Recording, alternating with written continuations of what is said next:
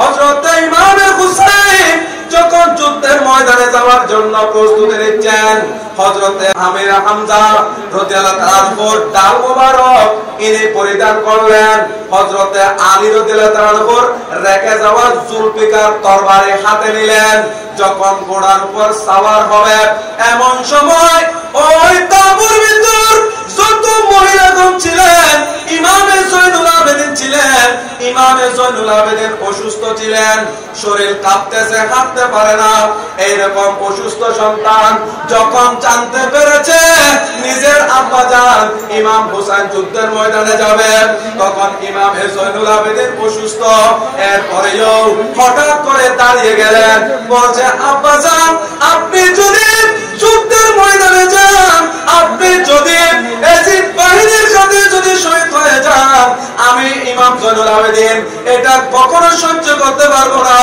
আব্বাজান ওগো ওয়ালিদে মুহতারাম, আমি অসুস্থ হতে পারি, আমি দুর্বল হতে পারি, এরপরেও আমি জয়নুল আবেদিন নিজের চোখের সামনে আপনি যদি শহীদ হয়ে যান, আমি এটা সহ্য করতে পারবো না।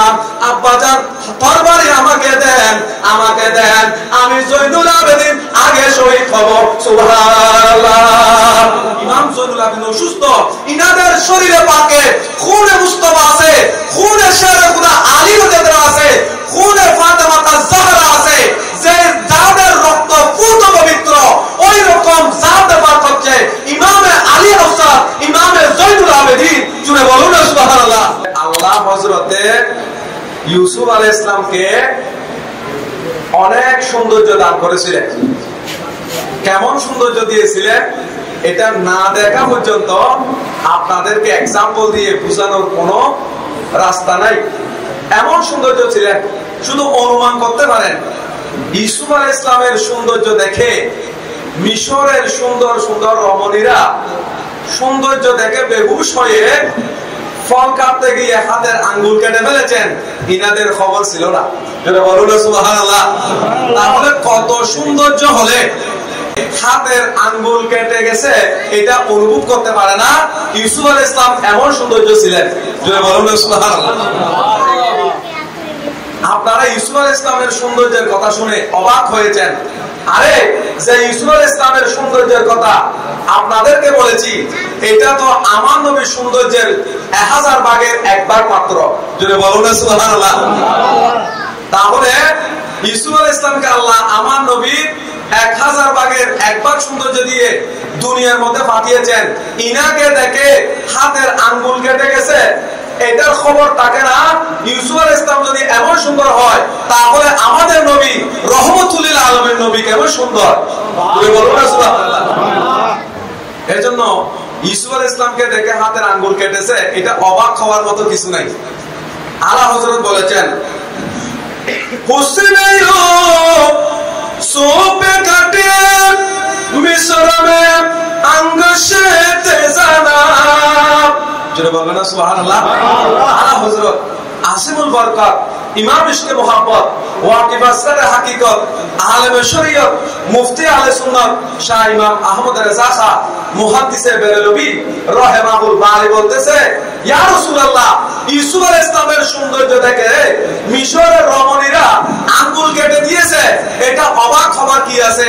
আপনি রাসূলের সৌন্দর্য না দেখে আপনার প্রেমের মধ্যে পড়ে আরবের যুবকরা গর্দান পর্যন্ত কেটে দিয়েছে। জোরে বলুন সুবহানাল্লাহ। उसने यो सोपे घटिए मिस्र में अंग से तेजाना सर कटाते तेरे नाम पे मर्दान अरब। সুবহানাল্লাহ। আমার নবীর সৌন্দর্য না দেখে কিয়ামত পর্যন্ত মানুষ ঈমান আনবে, আমার নবীর সৌন্দর্য না দেখে কিয়ামত পর্যন্ত রাসূল পাকের প্রেমের মধ্যে নিজের গর্দান পর্যন্ত কেটে দিবে। এটাই হচ্ছে আজমতে মুস্তাফা। জুড়ে বলুন সুবহানাল্লাহ।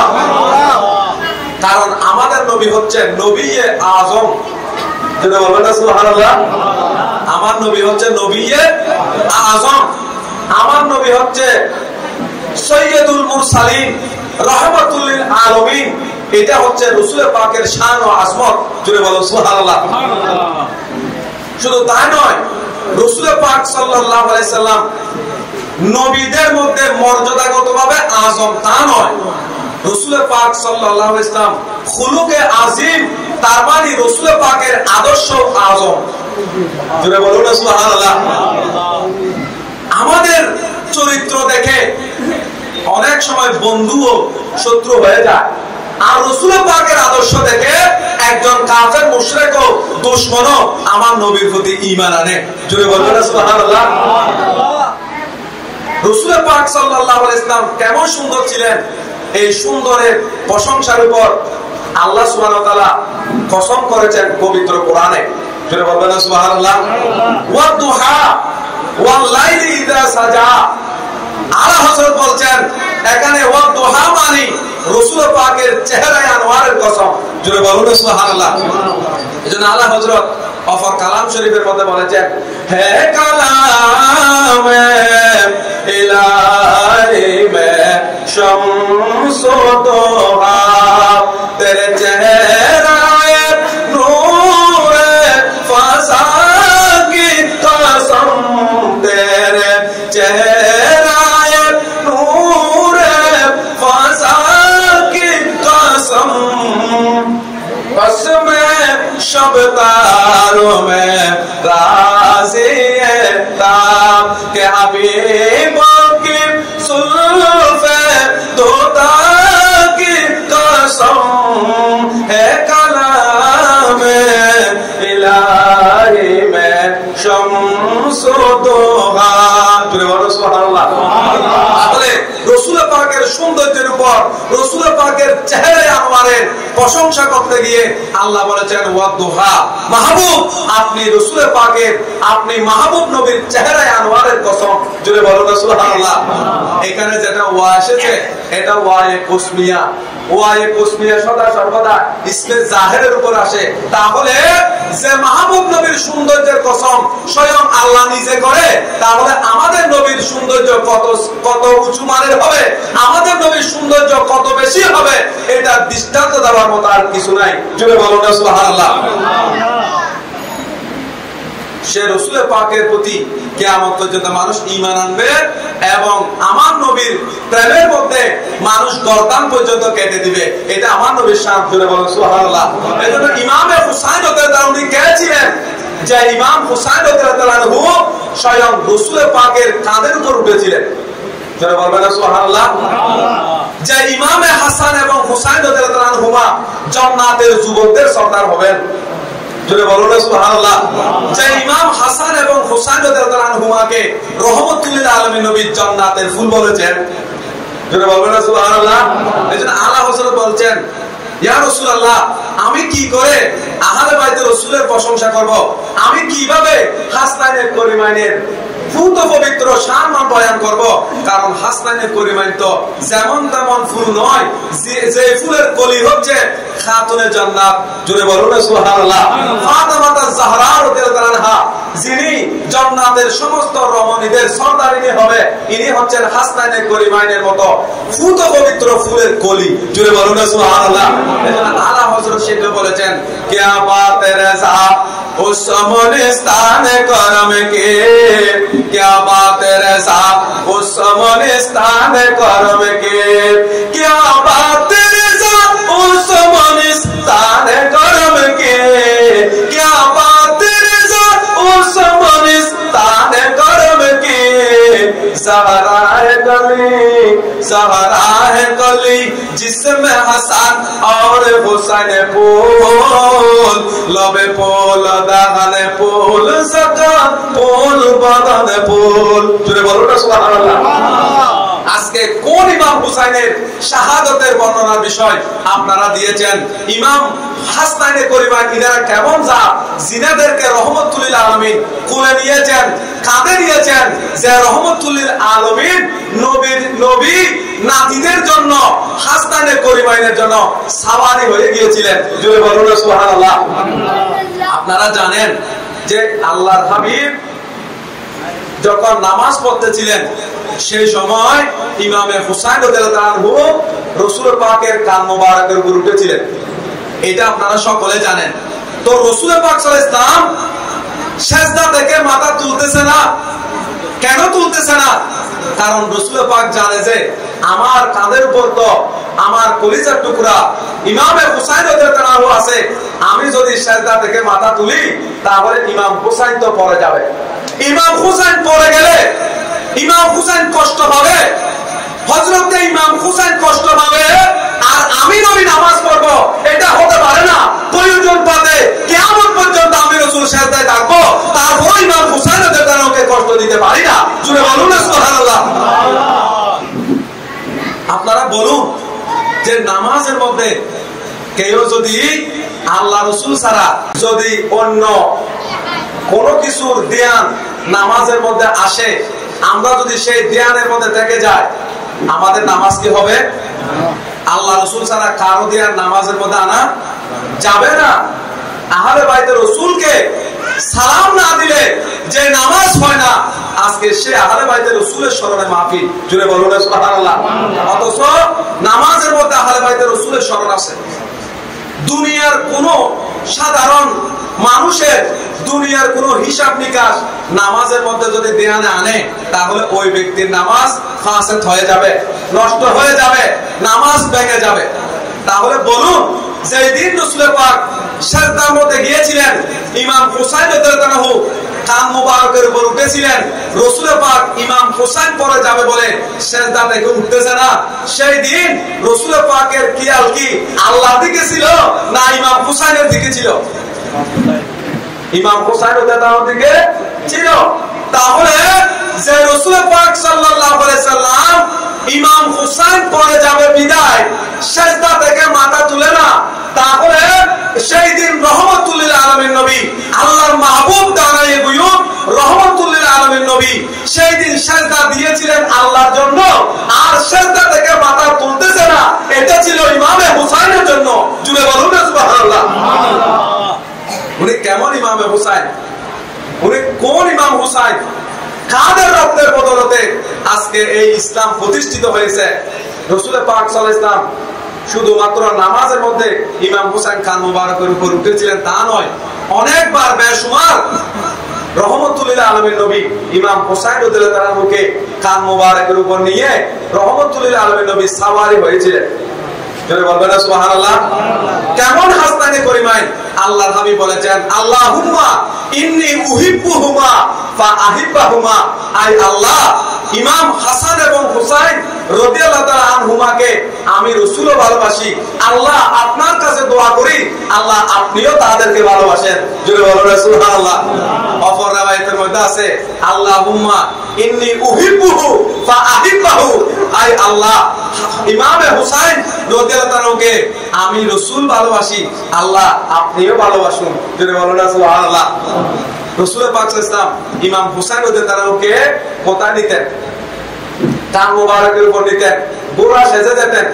কার জন্য? ইমাম হুসাইনের জন্য। আরে রহমাতুল লিল আলামিন নবী, যিনি সাইয়্যিদুল মুরসালিন, যিনি কাবার কাবা নবী, ওই নবীর কান মুবারকের উপর যে ইমাম হুসাইন উঠেছেন, তাহলে ইমাম হুসাইনের মকাম কোথায়? জুড়ে বলুন না সুবহানাল্লাহ। ইমাম হুসাইন রাদিয়াল্লাহু রাসূল পাকের কান মুবারকের উপর উঠলেন, তখন একজন ব্যক্তি দেখে রাসূল পাকের প্রশংসা করলেন। কি বললেন? যে আই ইমাম হুসাইন, আপনি যে সাওয়ারির উপর আরোহণ করেছেন, উনি কতই না উত্তম সাওয়ারি। জোরে বলুন না সুবহানাল্লাহ। নেমাল মারকাবু রাকিবতা ইয়া গোলাম। হে প্রিয় বৎস ইমাম হুসাইন, তুমি যে সাওয়ারির উপর আরোহণ করেছো, ওই সাওয়ারি কতই না উত্তম। জোরে বলুন না সুবহানাল্লাহ। এটা শুনে রহমাতুল লিল আলামিন নবী বলেছেন, ফাকালা নবিয়্যু সাল্লাল্লাহু আলাইহি ওয়াসাল্লাম ওয়া নি'মার রাকিবু হুয়া। আল্লাহর হাবিব বলছেন, ওগো বান্দা, তুমি বলতেছো ইমাম হুসাইন রাদিয়াল্লাহু যে সাওয়ারির উপর উঠেছেন উনি কতই না উত্তম, আর আমি রাসূল বলতেছি ওয়া নি'মার রাকিবু হুয়া, আর আমি রাসূলের উপর যিনি সাওয়ারি হয়েছেন উনি আরো কতই না বেশি উত্তম। জুড়ে বলুন না সুবহানাল্লাহ। তাহলে দেখুন, রহমাতুল লিল আলামিন নবীকে ওই সময় উত্তম বলেছেন একজন সাহাবী, একজন ঈমানদার ব্যক্তি।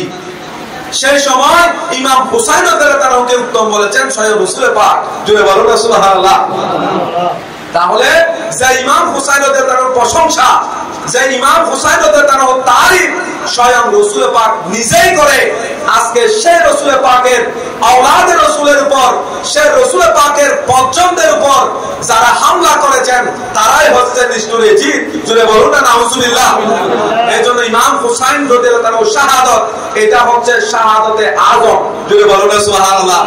এজন্য শায়ের বলেছেন হুসাইন জैसा শহীদ আযম, হুসাইন जैसा शहीद आज़म जहां में कोई नहीं हुआ है, चोरी के नीचे गला है लेकिन, चोरी के नीचे गला है लेकिन, कैसी से कोई गिला नहीं है, हुसैन जैसा शहीद आज़म, हुसैन जैसा शहीद आज़म जहां में कोई हुआ नहीं है।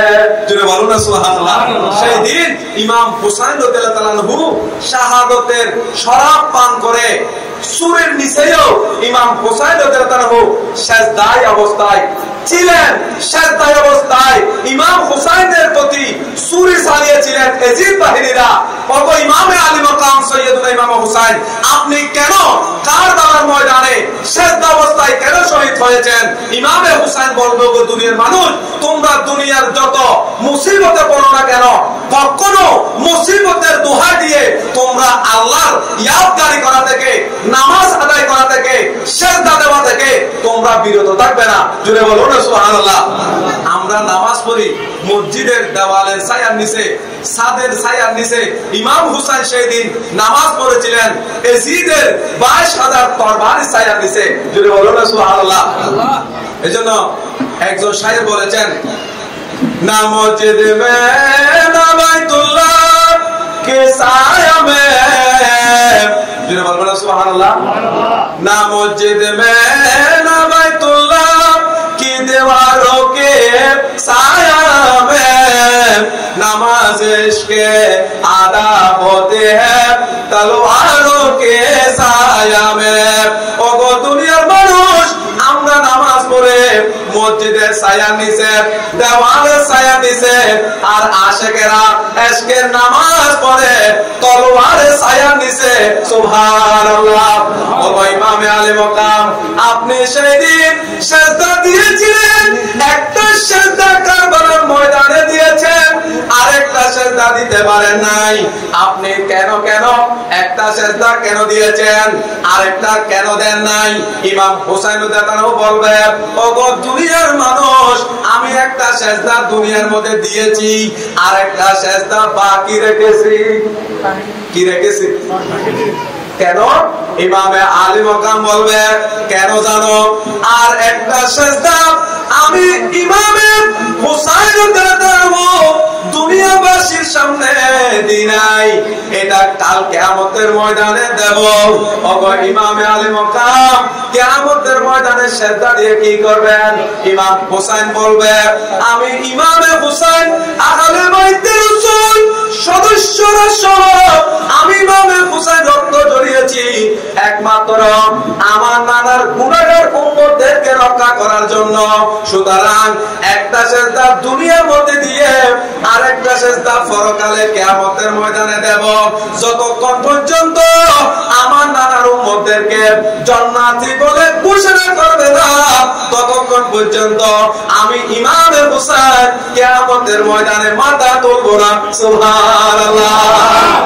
এজন্য ইমাম হুসাইন রাদিয়াল্লাহু আনহুর শাহাদাত, এটা আমাদের মতো বক্তার, শিয়াকার, হতাকার, গুনাহগারদের জন্য নাজাতের উসিলা। জুড়ে বলুন না সুবহানাল্লাহ।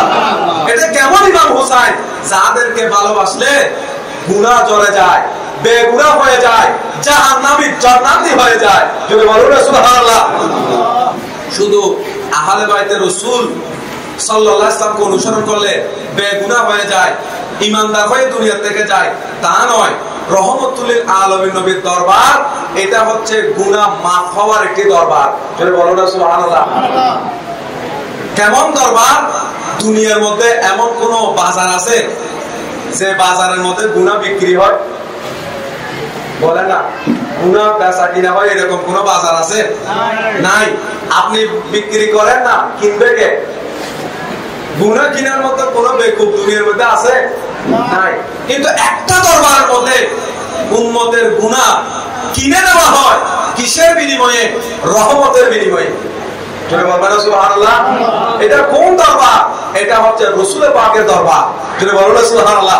এজন্য আলা হযরত আজিমুল বরকত, ইমাম ইশকে মুহাব্বত, ওয়াকিফ আসসারা হাকিকত, আলেমে শরীয়ত, মুফতি আহলে সুন্নাত শাহ ইমাম আহমদ রেজা খান মুহাদ্দিসে বেরলভী রাহিমাহুল বারী এই কথাটি বলেছেন, ইয়া রাসূলুল্লাহ, আপনি যারা কে আছে উম্মতের গুনাহটুকু কিনে নেওয়ার জন্য? আপনি রাসূল তো ওই রাসূল যে রাসূল রহমতের বিনিময়ে উম্মতের গুনাহ কিনে নেয়। যদি বলো না সুবহানাল্লাহ। তুম করো মুঝসে মুশতারি হর আয়বকে। যদি বলো না সুবহানাল্লাহ। আমার বাবাজান কেবলাকে দেখতেছেন, উনি কিন্তু ওই আলা হযরতের দরবারের খলিফা। যদি বলো না সুবহানাল্লাহ। এজন্য আলা হযরতের ফয়েজ এখানেও আছে না নাই? দরবারে হাশমি আলিয়া শরীফের সাথে আলা হযরতের সম্পর্ক একেবারে আকরম, করিব ন। হাশমিয়া দরবার এটা হলো মস্তকে আলা হযরত প্রচার হওয়ার একটা মরকজ। যদি বলো না সুবহানাল্লাহ। এটা আপনি স্বীকার করেন বা না করেন, আপনারা দেখেছেন ইমাম আহলে সুন্নাত মুজাদ্দিদে দ্বীন ও মিল্লাত হুজুর আল্লামা ইমাম হাশমি রাহমাতুল্লাহ আলাইহি সারা জীবন মানুষদেরকে আলা হযরতের পথ দেখিয়েছেন। যদি বলো না সুবহানাল্লাহ। মস্তকে আলা হযরতকে প্রচার করার জন্য তিনি অত্যন্ত গুরুত্বপূর্ণ ভূমিকা পালন করেছেন। যদি বলো না সুবহানাল্লাহ। এজন্য আলা হযরত বলছেন, আমাদের গুনাহগুলো কিনে নেওয়ার মতো একটা দরবার, এটা হলো রাসূল পাকের দরবার। যদি বলো না সুবহানাল্লাহ।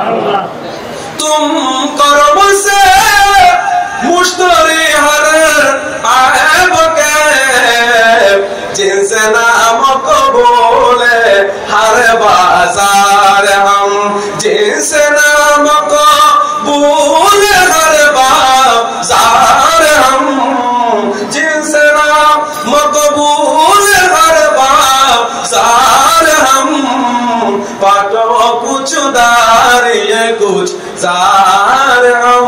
রাসূল পাকের দরবার এটা হলো কোন দরবার? যে দরবারে গুনাহ কি হয়?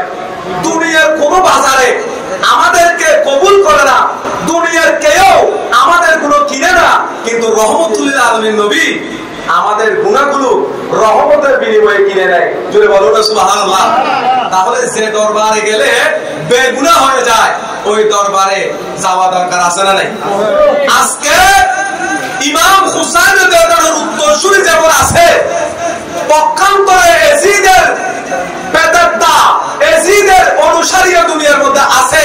আজকে যারা এজিদি তারাই বলতেছে রহমতুল লিল আলামিন নবীর দরবারে জিয়ারতের উদ্দেশ্যে যাইও না, মসজিদে নববীতে নামাজ পড়ার উদ্দেশ্যে যাইও। চলে বলুন না নাউজুবিল্লাহ। যারা রাসূল পাকের জিয়ারতে শিরক আর বেদাত করতে পারে তারাই হচ্ছে খাদ্দা, একেবারে নির্বেজাল এজিদি। চলে বলুন না নাউজুবিল্লাহ। এটা চরম বেয়াদবি। রাসূল পাকের দরবারে যাওয়ার মধ্যে যারা বাধাগ্রস্ত করে এরাই হচ্ছে বর্তমানে সুস্পষ্ট এজিদি। চলে বলুন না নাউজুবিল্লাহ। রাসূল পাকের দরবারে আদব নিয়ে গেলে তুমি সবকিছু পাবে।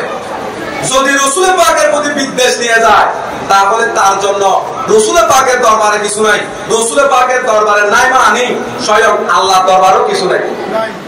চলে বলুন না নাউজুবিল্লাহ। এইজন্য আলা হযরত নিজেকে নিজে বলছেন, এই আহমদ রেজা, তুমি এমন কি হয়েছো যে রাসূল পাকের দরবারে আমি বলবে? তুমি এমন কি হয়েছো যে রাসূল পাকের দরবারে আমিত্ব দেখাবে, অহংকার করবে? আলা হযরত নিজেকে নিজে কত ছোট করে রাসূল পাকের প্রতি শ্রদ্ধা প্রদর্শন করেছেন। উনকে আগে দবায়ে হাস্তি রেজা। তুমি বলবেন সুবহানাল্লাহ। उनके आगे दवाए हस्ती रजा क्या बके जाता है ये हर बार हम क्या बके जाता है ये हर बार हम बाटो कुछ दार ये कुछ सार हम जो बोलो ना सुबहानाल्लाह से रहमতুল্লিল আলামিন নবীর দরবারে আদব যে যত বেশি দেখাতে পারবে সে তত বেশি আল্লাহর দরবারে মকবুল হবে তুমি বলো না সুবহানাল্লাহ সে রহমতুল্লিল আলামিন নবীর শ্রদ্ধাবোধ যাদের থাকবে না তারা কখনোই ইমানদার হতে পারবে না যাদের অন্তরে হুব্বে মুস্তাফা থাকবে না তাদের অন্তরে হুব্বু আহলে বাইত কখনো থাকতে পারে না এজন্য কিয়ামত পর্যন্ত মনে রাখবেন যারা আহলে বাইতের রাসূলের শরণে মাহফিল করে তারাই হচ্ছে হকপন্থী তারাই হচ্ছে নাজাত প্রাপ্ত তারাই হচ্ছে আহলে সুন্নাত ওয়াল জামাত জুড়ে বলুন না সুবহানাল্লাহ ইমাম হুসাইন রাদিয়াল্লাহু তাআলা সেই দিন সূরের নিচেও সাজদা দিয়েছেন একমাত্র গুনাহগার উম্মতদেরকে রক্ষা করার জন্য জুড়ে বলুন না সুবহানাল্লাহ তো ইমাম হুসাইন রাদিয়াল্লাহু তাআলা সেই দিন বলেছিলেন ইয়া রাসূলুল্লাহ ইয়া হাবিবাল্লাহ আপনি তো দেখতেছেন আমি ইমাম হুসাইন রাদিয়াল্লাহু তাআলাকে আজকে 22000 জিন বাহিনী যে নির্মমভাবে শহীদ করে দিচ্ছে নির্মমভাবে আমাদের উপর জুলুম করতেছে ইয়া রাসূলুল্লাহ ওগো নানা জান আপনি রাসূল পাকের সন্তুষ্টির জন্য আপনার দেওয়া দ্বীন ইসলামকে প্রতিষ্ঠা করার জন্য আমি ইমাম হুসাইন আজকে তলোয়ারের নিচে আমি মাথা দিয়ে আমি শরাব পান করতেছি শাহাদাতের শরাব পান করতেছি কেন ইয়া রাসূলুল্লাহ একমাত্র আপনার গুনাহগার উম্মতদেরকে রক্ষা করার জন্য জোরে বলুন না সুবহানাল্লাহ সেই দিন ইমামে হুসাইন রাদিয়াল্লাহু তাআলা ইয়া রাসূলুল্লাহ বলেছেন কি বলেছেন ইয়া রাসূলুল্লাহ এখন তো ইয়া রাসূলুল্লাহ বলে শিরক এরকমও বলে এজন্য আলা হযরত বলেছেন যে আমি আলা হযরত ঘুম যাওয়ার সময় চোখ বন্ধ করি ইয়া রাসূলুল্লাহ বলে আমি যদি ঘুমের ঘরে মারা যাই আমাকে যখন কবর দিবে কবরের মধ্যে রাসূল আসলে আমি রাসূল পাক সাল্লাল্লাহু আলাইহি ওয়াসাল্লামকে দেখার জন্য চোখ খুলব ইয়া রাসূলুল্লাহ বলে मैं सो जाओ या मुस्तफा कहते कहते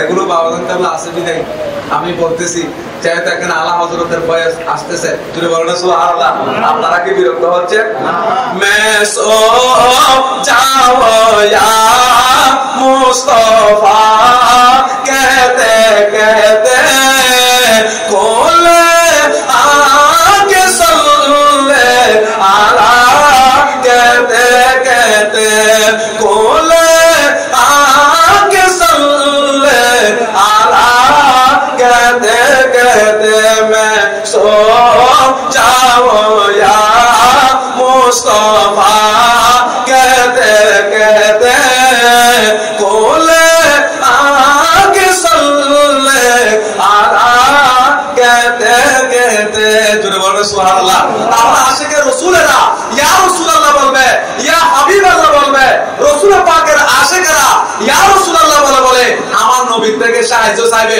এটা ইমাম হুসাইনের সুন্নাত এটা ইমাম জয়নুল আবেদিন রাদিয়াল্লাহু তাআলার সুন্নাত ইমামে আওসাদের সুন্নাত আমাদেরকে শিক্ষা দিয়েছেন আহলে বাইতের রাসূলের শিক্ষা হলো যে কোনো মুসিবতের সময় ইয়া রাসূলুল্লাহ বলে আমার নবীর কাছে সাহায্য প্রার্থনা করা জোরে বলুন সুবহানাল্লাহ এজন্য আলা হযরত অফশিয়ারের মধ্যে বলেছেন আমি প্রয়োজনে রাসূল পাকের দরবারে সম্মান দেখাতে গিয়ে আমি মাথা ঝুঁকে দেব এই দুশমনের রাসূল তোমাদের কি হয়েছে सरसोए रोज़ा झुका फिर तुझको क्या सुभान अल्लाह सरसोए रोज़ा झुका फिर तुझको क्या सरसोए रोज़ा झुका फिर तुझको क्या दिल का साजिद नजे दिया फिर तुझे को क्या सुभान अल्लाह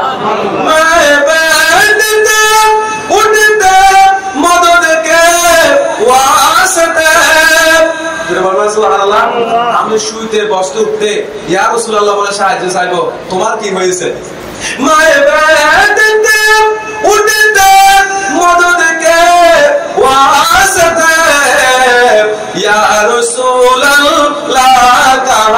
फिर तुझे को क्या या रसूल अल्लाह कहा फिर तुझे को क्या या रसूल अल्लाह कहा फिर तुझे को क्या दिल का साजिद नजे दिया फिर तुझे को क्या সুবহানাল্লাহ।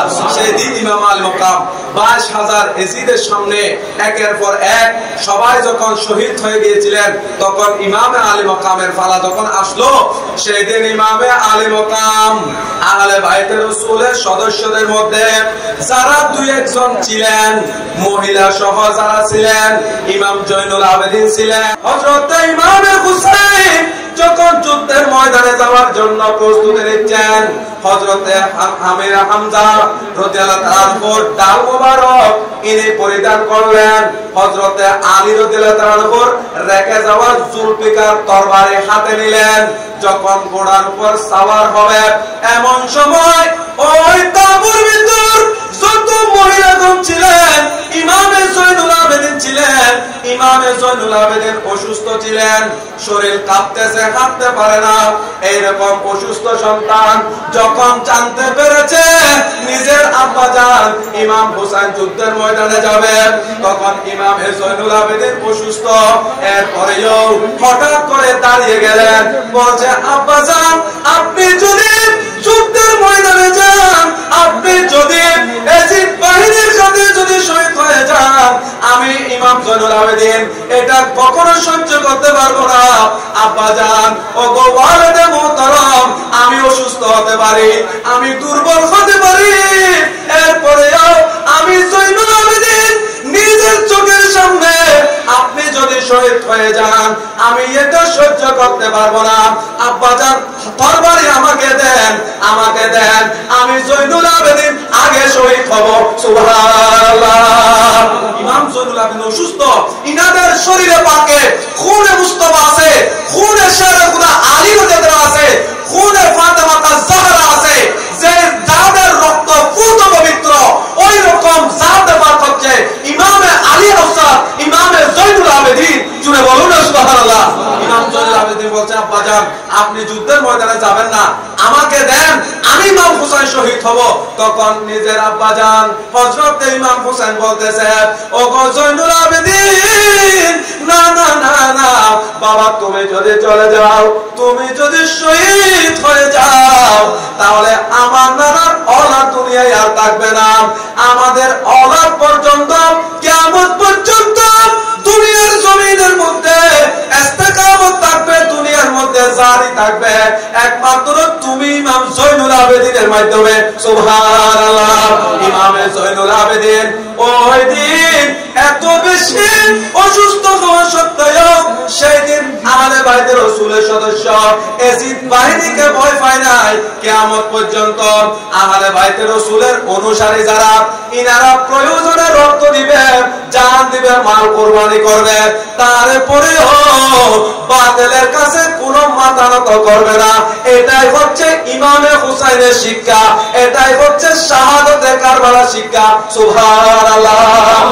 অন্যায়ের বিরুদ্ধে বলতে গিয়ে আপনার কণ্ঠকে যদি কেউ রূপ করে দেয়, অন্যায়ের মোকাবেলা করতে গিয়ে যদি জান যদি দিয়ে দেন, আল্লাহর কোরআন বলতেছে ওয়ালা তাকুলু লিমান ইউকতালু ফি সাবিলিল্লাহি আমওয়াত বাল আহইয়া।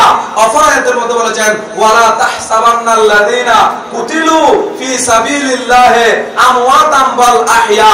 অপর আয়াতের মধ্যে আল্লাহ সুবহানাহু ওয়া তাআলা বলেছেন লাহুমুল বুশরা, তাদের জন্য শুভ সংবাদ রয়েছে। সুতরাং এইভাবে কিয়ামত পর্যন্ত আহলে বাইতে রাসূলের উত্তরসূরিরা রক্ত দিবে, জান দিবে, প্রাণ দিবে, বাতিলের কাছে মাথা নত করবে না। আল্লাহ সুবহানাহু ওয়া তাআলা প্রত্যেককে বুঝে আমল করার তৌফিক দান করুক সকল বলে আমিন।